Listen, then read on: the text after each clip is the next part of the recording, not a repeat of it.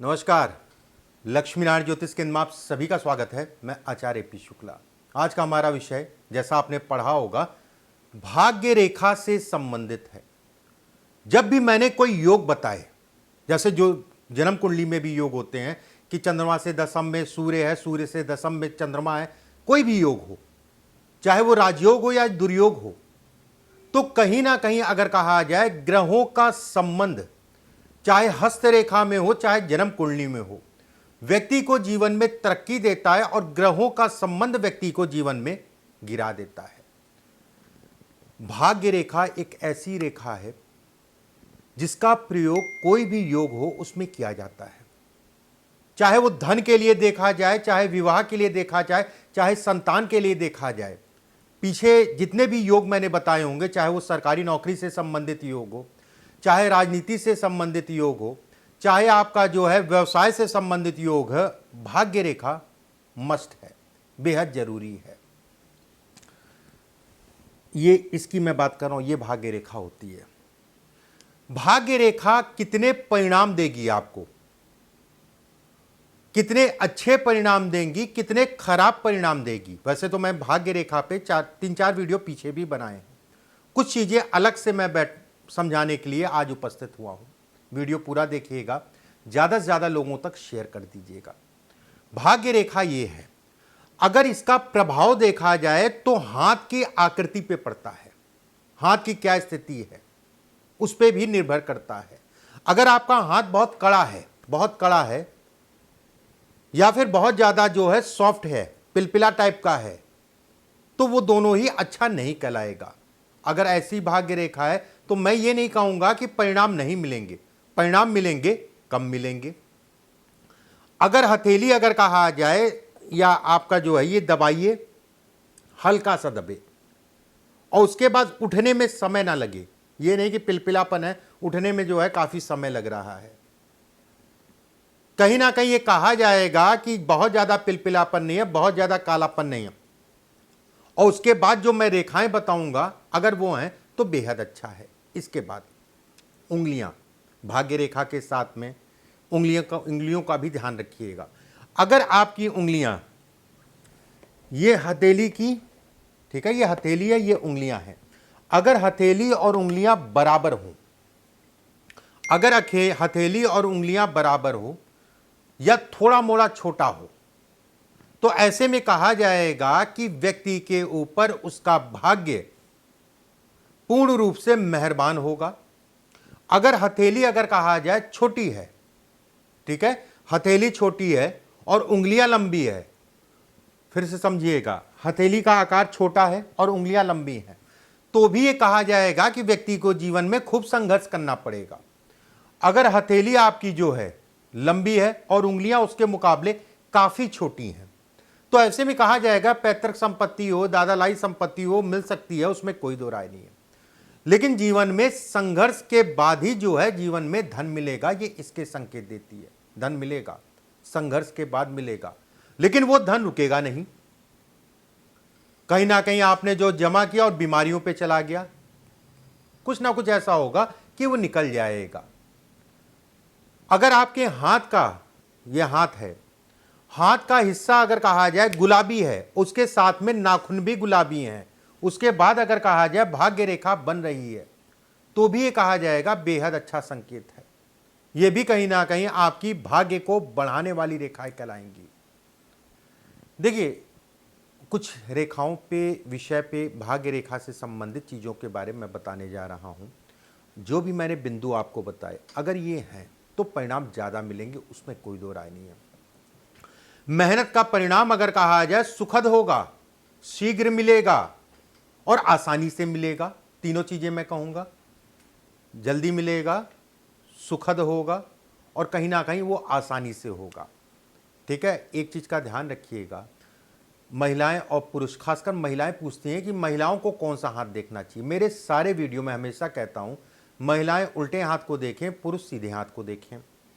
चलिए, आज महिलाओं की ही बात से शुरू हुआ है तो सबसे पहले महिलाओं के बारे में एक दो चीजें मैं बता देता हूं। जिन महिलाओं के हाथ में भाग्य रेखा चंद्र पर्वत से निकलती है, ऐसे में कहा जाता है कि जो भी जीवन साथी आपका होगा उसके अंतर्गत आप रहेंगी। मतलब कहते नहीं जोरू का गुलाम नहीं होगा, गुलाम की जोरू होगी। ठीक है, तो कहीं ना कहीं जो भी पति होगा उसके अंतर्गत महिलाएं रहती हैं। अच्छी चीज़ है, खराब नहीं है, भले आपको खराब लगे लेकिन खराब नहीं है। कहीं ना कहीं ये भी कहा जाएगा कि जातिका का विवाह अच्छा होगा अगर ये स्थिति है। रेखा कटे पीटे ना, टूटे ना, रेखाएं बहुत ज़्यादा जाल ना बनाए इसके ऊपर, किसी प्रकार का दीग दब्बा इसके ऊपर ना हो।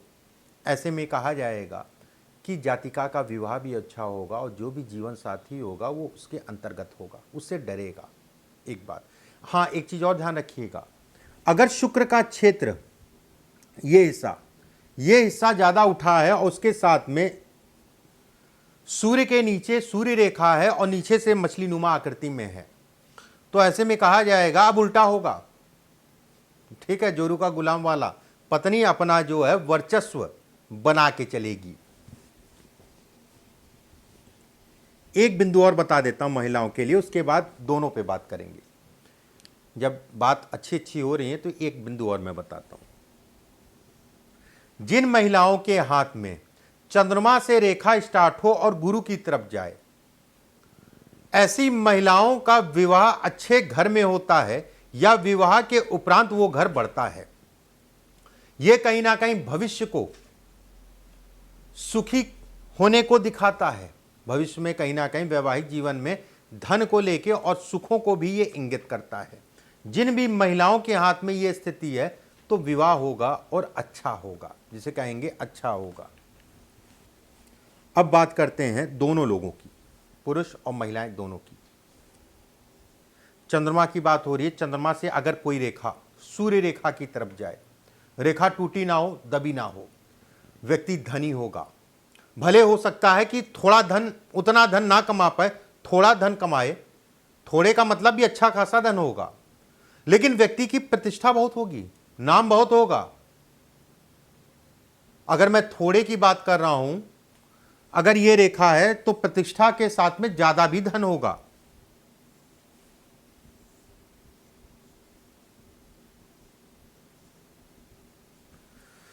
भाग्य रेखा से आपकी सूर्य रेखा की एक डंडी आके मिले, दूसरा अगर कहा जाए शुक्र के क्षेत्र पे एक ट्रायंगल नुमा आकृति हो और मछली का निशान हो, तो ये कहा जाएगा खूब धन कमाएगा।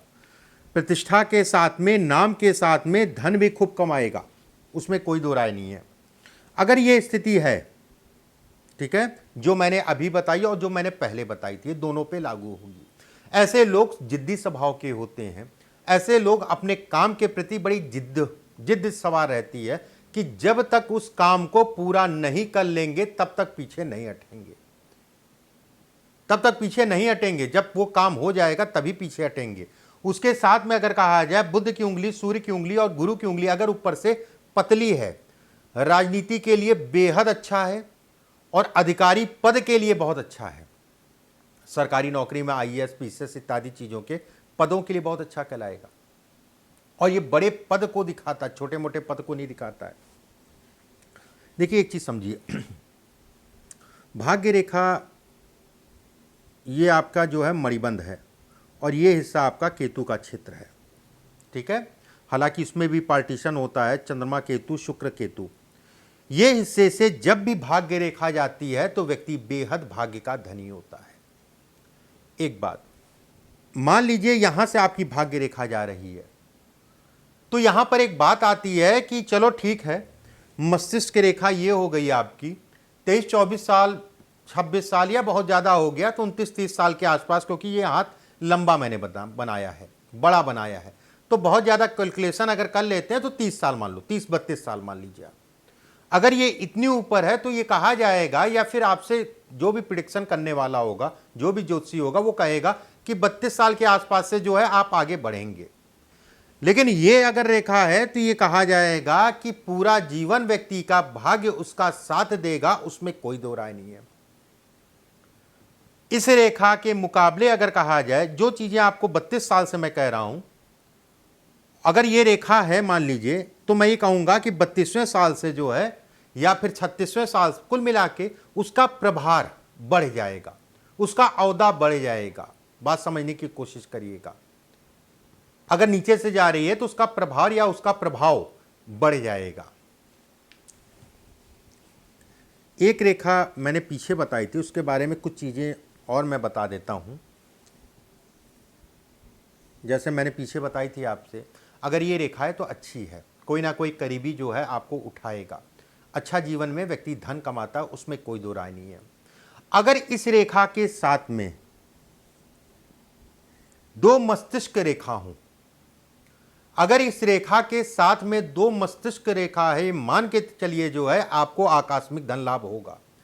चाहे वो कोई प्रॉपर्टी हो, चाहे वो पैतृक प्रॉपर्टी हो जो आपको जो है ना के बराबर उम्मीद थी, या फिर उसके मिल जाने से आप काफी रईस हो जाते।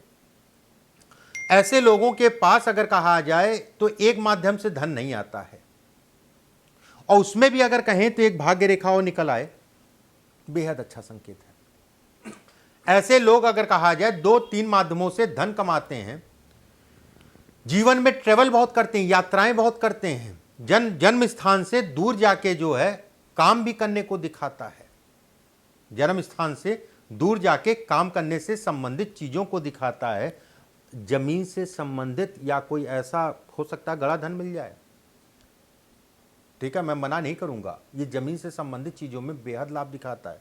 और धन थोड़ा मोड़ा नहीं कमाते ऐसे लोग, कम लोगों के हाथ में होगा, लेकिन जिन लोगों के हाथ में होगा वो मिडिल क्लास का नहीं होगा, मिडिल क्लास से ऊपर होगा, ये तय मान के चलिए। भले अभी आपका जीवन शुरू हो रहा है, लेकिन आने वाला समय आपका होगा।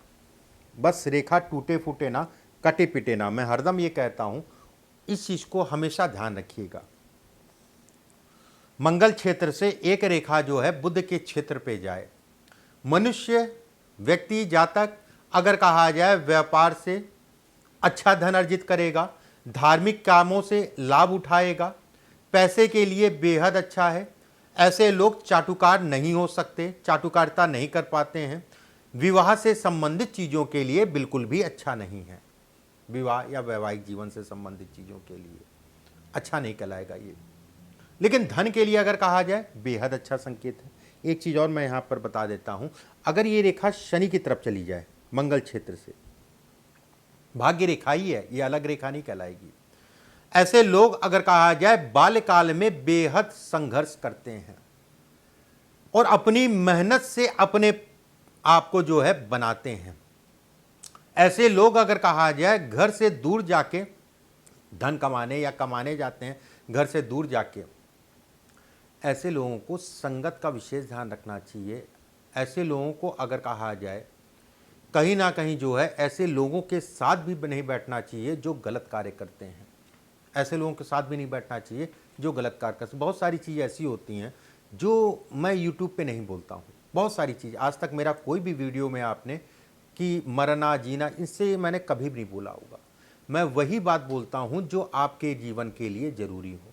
बाकी तो मरना जीवन तो ईश्वर के हाथ में, पंडित किसी का जीवन नहीं बचा सकता, ये चीज़ का ध्यान रखिएगा। कोई जोशी अगर कहा जाए किसी का मरना जीना बचा ले तो वो परमात्मा है।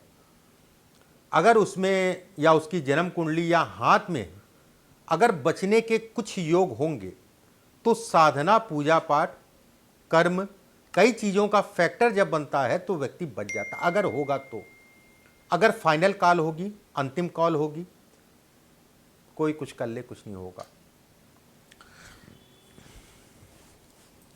एक बहुत अच्छा सा बिंदु मैं बताता हूं, ये आपकी मस्तिष्क रेखा है। मस्तिष्क रेखा पे श्वेत का कोई चिन्ह हो, श्वेत मतलब दाग धब्बा, जैसे हम लोग कहते हैं कि काले रंग का दाग धब्बा होता है, श्वेत मतलब सफेद। अगर कोई सफेद निशान मस्तिष्क रेखा के ऊपर हो तो ये कहा जाएगा व्यक्ति को आकस्मिक धन लाभ होगा। अब उस धन लाभ की अगर मैं बात करूं तो ये नहीं कहूंगा कि 2 रुपए का होगा या 2 लाख का होगा, लेकिन होगा। इसके साथ में अगर देखा जाए हृदय रेखा हो और एक रेखा अगर कहें, थोड़ा नीचे से मैं बना देता हूं जिससे आपको ज्यादा समझ में आए।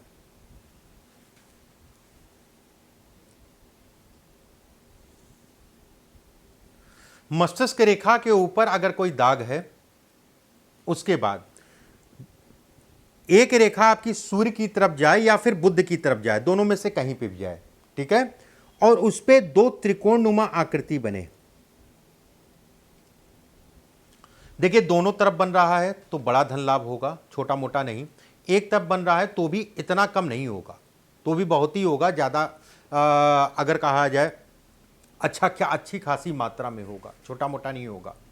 ये आकस्मिक धन लाभ है, बहुत सारे लोग पूछते हैं, और ये अटल कहा जाएगा, ये कटने वाला आकस्मिक धन लाभ नहीं है। अगर मस्तिष्क रेखा पे सफ़ेद दाग टाइप का हो, ठीक है, और उसके साथ में ये हो। अब यहाँ पर एक प्रश्न आता है, आपका भी प्रश्न होगा कि अगर सफ़ेद दाग नहीं है तो, मेरे हाथ में तो बन रहा है और सफ़ेद दाग नहीं है, तो भी मैं कहूँगा कि लाभ होगा, और प्रॉपर्टी से लाभ होगा, धन का लाभ होगा, तय है होना, यह इसके संकेत देता है।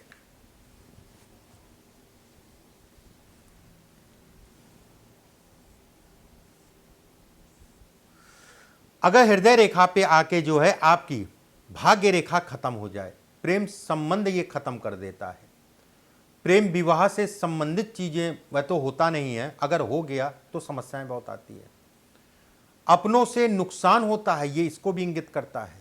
ऐसे लोगों को 42 वर्ष की आयु के बाद बेहद सावधान होकर चलना चाहिए, बेहद सावधान होकर। कोर्ट कचहरी से संबंधित चीजों में चक्कर लगाने पड़ सकते हैं, चाहे वो प्रॉपर्टी हो चाहे अन्य कोई बात हो।